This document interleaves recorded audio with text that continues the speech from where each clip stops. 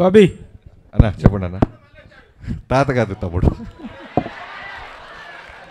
ఏంటి sir me fans following? Thank you sir. అందరికీ ఒకళ్ళు ఇద్దరు మనవాళ్ళు ఉంటారు సార్. నాకు లక్షలాది మంది మనవాళ్ళు ఉన్నారు సార్. బాబీ గారు, చిన్న క్వశ్చన్ సార్. బాబీ గారు, దేవిశ్రీ ప్రసాద్ గారిని మీరు ఇష్టపడి వదిలేశారా, కష్టపడి వదిలేశారా? అదే కాదండి, అదేం ప్రశ్న. మరి మీరు కాదు తమన్ గారు వద్దు, ఆయనే చెప్పాలి. లేదు, దీనికి బెస్ట్ ఆన్సర్ ఏం తెలుసా? పాస్. అలా కుదురుతుంది కాదు సార్. మీరు బలవంతంగా వదలాల్సి వచ్చిందా, లేకపోతే ఇష్టపడి వదిలేరా? కాదండి, నేను 6 సినిమాలు చేస్తే 6 హీరోలు మారారు. కాదు బాబీ గారిని ఇప్పుడు నేనే ఇబ్బంది పెట్టా బాబీ గారిని. ఎందుకంటే నేను మీకు కాంట్రవర్సీ కావాలని ఆయన బ్యాగ్స్ ఇస్తున్నారు. అది కాదు, మీకు తెలుసు. కాంట్రవర్సీ కావాలని ఆయన ప్రయత్నిస్తున్నారు. ప్లీజ్, కాంట్రవర్సీ కాదు, ఆయన సరైన ఆన్సర్ ఇచ్చారు. నేను ఇష్టపడి తమన్నా ఇప్పించాను చెప్పారు. కరెక్టే కదా. నన్ను తమన్నా దేవి అంటే నేను తమన్ అంటాను కదా, అలానే నన్ను అడిగారు తమన్నా దేవి అని తమన్నా నాన్న అయిపోయింది. అంతే, కరెక్టే. మీరే అది కాంట్రవర్సీ ఏం కాదు.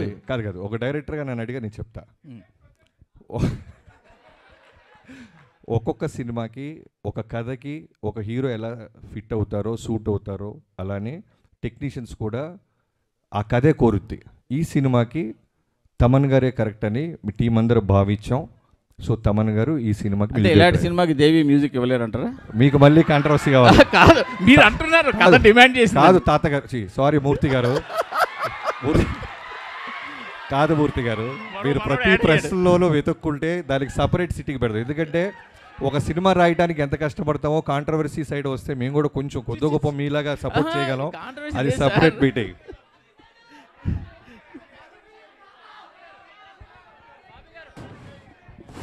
Bobby it is for you అన్న చెప్పండి.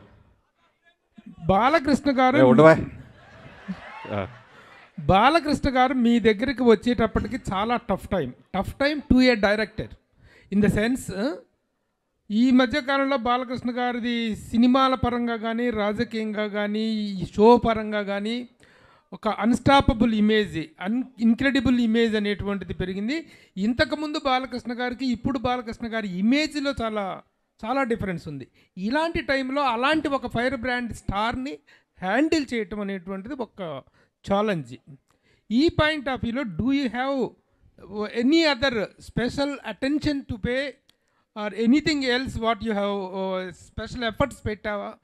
అంటే ప్రభు గారు, ప్రతి సినిమాకి మీకు తెలియదు ఏమీ లేదు, ప్రతి సినిమాకి పెట్టాల్సిన కష్టమే. ఒక్కొక్క హీరోకి ఒక్కొక్క వోల్టేజ్ ఉంటుంది. ఇప్పుడు చిరంజీవి గారితో చేస్తున్నప్పుడు మాస్ ఫాలోయింగ్, ఆయనకి సంబంధించిన fun, humour, grace, voltage. Balayya Babu అనగానే ఆ బాలయ్యబాబు గారి వోల్టేజ్ వేరు. అంటే ఇప్పుడు నేను చెప్పేది ఏంటంటే, ఈ మధ్య కాలంలో వచ్చిన వేరియేషన్ అంటే అంతకుముందు ఒక మాస్ ఇదిగా ఐడాల్గా ఉన్నటువంటి వ్యక్తులు ఈ మధ్య అన్స్టాపబుల్ వల్ల ఆల్ కేటగిరీస్ ఆఫ్ ఆడియన్స్కి రీచ్ అయ్యారు. నేను జనరల్గా మాస్ అంటే నాకు ఇష్టం, నా సినిమాలు మాస్గానే ఉంటాయి.